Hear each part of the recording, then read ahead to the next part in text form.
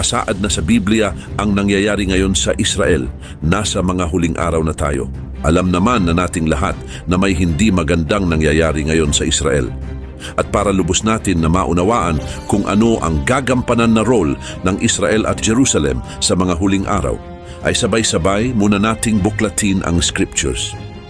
Lahat ng mga nagaganap ngayon ay nakasaad na yan sa banal na aklat at inaantay na lang maisakatuparan at lahat ng mga tao ay masasaksihan ang mga kaganapan na ito.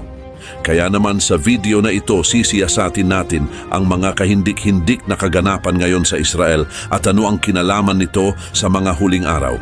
Ang Jerusalem ay ang puso ng tatlong pinakamalalaking relihiyon sa mundo at ito rin ang syudad na merong napakadaming kasaysayan. Pero ano ba ang nakasaad sa Biblia tungkol sa Jerusalem? Ayon sa Zechariah 12, ito ang mensahe ni Yahweh para sa Israel, ang Diyos na gumawa ng langit at lupa at nagbigay buhay sa tao. Ang Jerusalem ay gagawin kong parang isang mangkok na puno ng alak upang ang sino mang maghangad lumusob dito ay maging parang lasing na susuray-suray. Ang pagkubkob sa Jerusalem ay pagkubkob na rin sa buong Huda.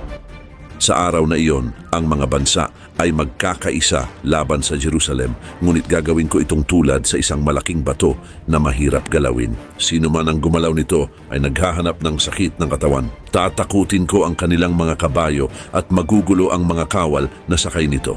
Babantayan ko ang Huda at bubulagin ang mga kabayo ng kaaway. Dahil dito, sasabihin ng mga taga-Huda na ang lakas ng Jerusalem ay buhat kay Yahweh na makapangyarihan sa lahat, ang kanilang Diyos.